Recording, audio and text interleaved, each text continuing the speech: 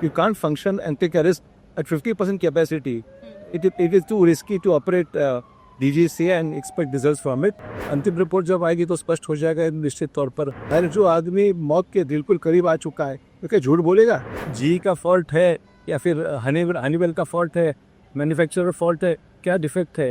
ये तो अंतिम रिपोर्ट आने के बाद ही स्पष्ट हो जाएगा। उससे पहले पायलट्स को ब्लेम करना उचित है। The AIB is now pointing out that it might be kind of a human error as far as the investigations are concerned. The pilot body is also contesting it. I'm joined by BJP MP Mr. Chavan. Sir आप बताइए कि ये जो आपने अभी यहाँ पे पेश किया है DGCA के रिलेटेड एक क्वेश्चन जो रेज किया है उसका क्या वो है और क्या आंसर मिला? पायलट्स की कोई गलती के वही दिखाई देती है जो कन्वर्सेशन टेप किया गया है जो उपलब्ध है पब्लिक डोमेन में है। दोनों पायलट एक दूसरे से पूछते हैं और लोगों ने कहा है कि हमने किसी ने स्विच ऑफ नहीं किया। इससे पहले भी कई इंसिडेंट्स हुए चाहे स्विच ऑन स्विच ऑफ का मामला सामने आया है। और जैसे dream liner is heavily dependent upon electrical and electronic system पे डिपेंड है। तो मेरे ख्याल से इसलिए तो ये कुछ रहा नहीं है। अंतिम रिपोर्ट जब आएगी तो स्पष्ट हो जाएगा निश्चित तौर पर किस इश्यू से हुआ है। पर पायलट जो आदमी मौत के बिल्कुल करीब आ चुका है तो क्या झूठ बोलेगा या ये किसके वजह से हुआ है? कि conversation is very clear, it has been recorded, it is on record. अब ये इलेक्ट्रॉनिक है, जी का फॉल्ट है या फिर हनीवेल का फॉल्ट है, मैन्युफैक्चरर फॉल्ट है, क्या डिफेक्ट है? ये तो अंतिम रिपोर्ट आने के बाद ही स्पष्ट हो जाएगा। उससे पहले पायलट्स को ब्लेम करना उचित है। सर DGCA के मुतालिक भी आपने अभी सवाल उठाया उसका क्या? DGCA is connected with air safety और एयर सेफ्टी बॉडी जो है it should be fully equipped and fully all vacancies should be filled up. You can't function and take a risk at 50% capacity. It is too risky to operate DGCA and expect results from it. So our demand is that if full vacancies should be filled up in the BGCA so that issues are resolved and there is no ambiguity. So the pilot body is also saying that the government is also not giving them satisfactory answers as far as I don't think government is doing its best.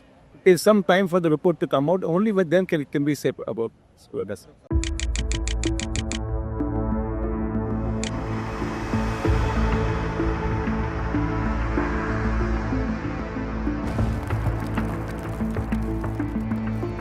The 15-page AAIB preliminary report of the investigation into the June 12 crash of Air India flight AI-171 stands out for being extremely detailed with specific pointers to the potential causes of the accident.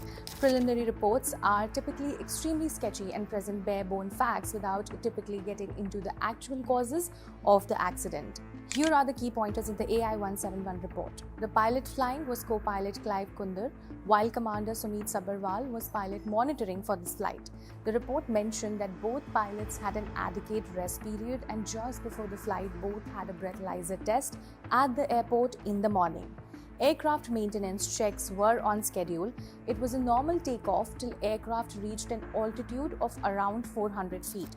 Now, crucial part, the Boeing 7878 aircraft's engine fuel control switches transitioned from run to cutoff position within a second of each other movements after liftoff, leading to the worst aviation disaster involving an Indian airline in 4 decades.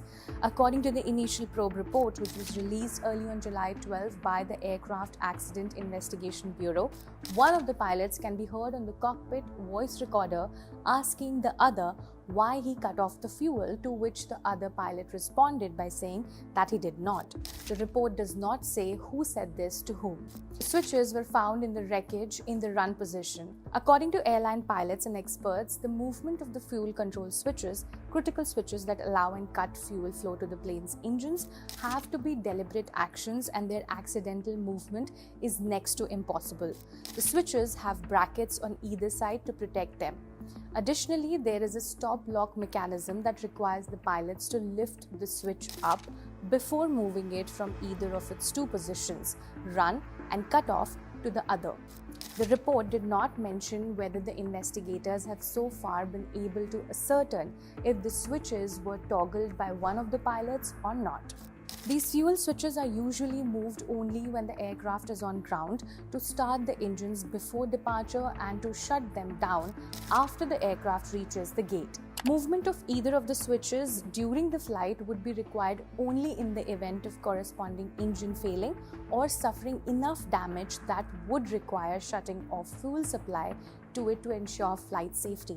The pilots may also switch off fuel supply and then immediately switch it on if they believe that the affected engine could be restarted safely.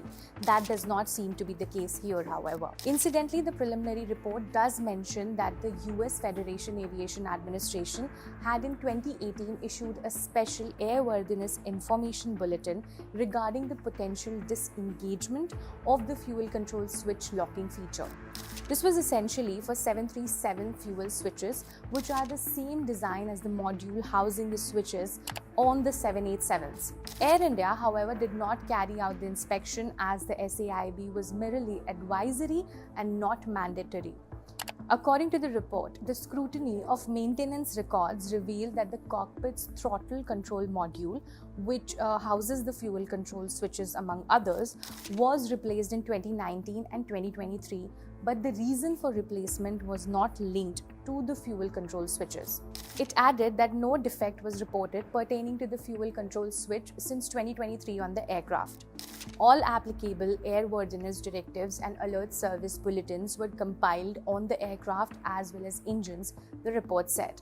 The report notes that ram air turbine was deployed immediately after engine shutdown, while the auxiliary power unit automatically started after the control switches were transitioned back to run. Both the APU and RAT are emergency power sources on the aircraft.